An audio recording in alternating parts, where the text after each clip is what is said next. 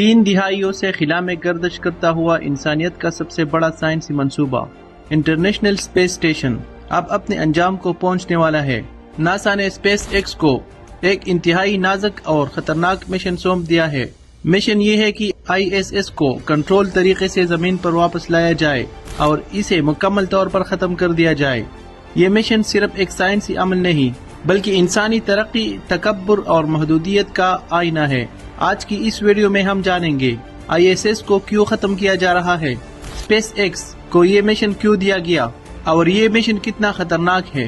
International space station یعنی ISS انسانی تاریخ کی سب سے بڑی مشترکہ سائنسی کوشش ہے۔ یہ زمین سے تقریباً 400 کلومیٹر اوپر مدار میں گردش کرتا ہے۔ اس کا وزن 450 میٹرک ٹن سے زیادہ ہے اور سائز ایک فٹ بال کی میدان کے برابر ہے۔ امریکہ، روس، جاپان، یورپ اور کینیڈا یہ اسٹیشن انسانی جسم، مائکرو گریویٹی، زراعت، دواسازی، ارتھ آبزرویشن اور مصنوعی ذہانت پر تحقیق کے لیے استعمال ہوا۔ یہاں اب تک 3300 سے زائد سائنسی تجربات کیے جا چکے ہیں، جن میں 100 سے زیادہ ممالک کے سائنسدانوں نے حصہ لیا۔ یہ اسٹیشن عالمی امن اور سائنسی تعاون کی علامت بن چکا ہے، جہاں دشمن ممالک کی خلاباز بھی ایک ساتھ رہ کر کام کرتے رہے ہیں۔ ISS کو کیوں ختم کیا جا رہا ہے؟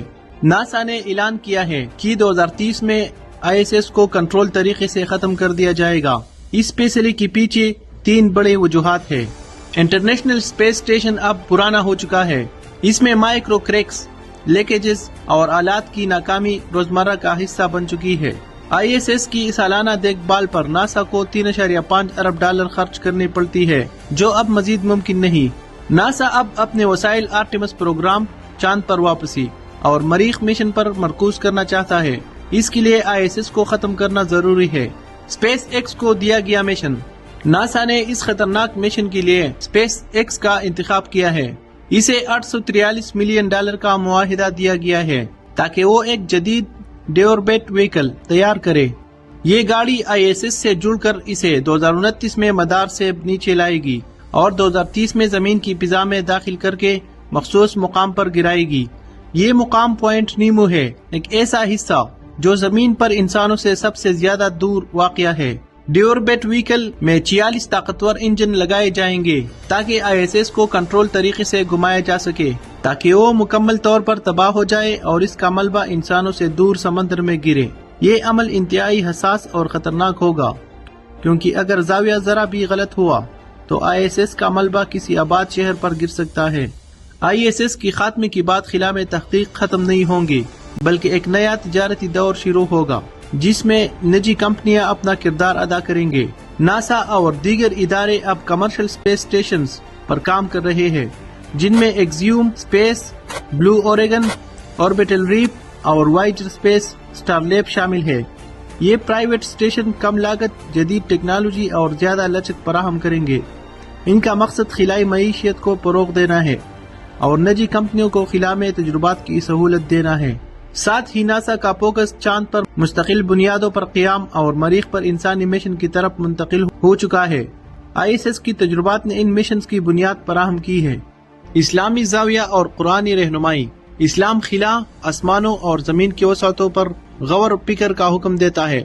قرآن مجید میں ارشاد ہے، اے جنوں اور انسانوں کی گروہ، اگر تم آسمانوں اور زمین کی کناروں سے نکل سکتے ہو تو نکل جاؤ، تم نہیں نکل سکتے مگر طاقت کے ساتھ۔ یہ آیت اس بات کی طرف اشارہ کرتی ہے کہ خلا میں جانا ممکن ہے، مگر صرف علم، طاقت اور اللہ کی اجازت سے۔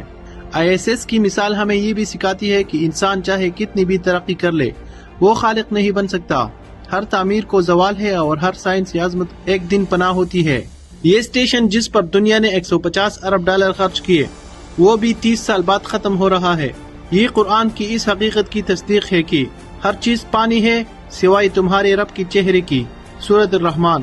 تاریخی پس منظر، عروج و زوال کی کہانی۔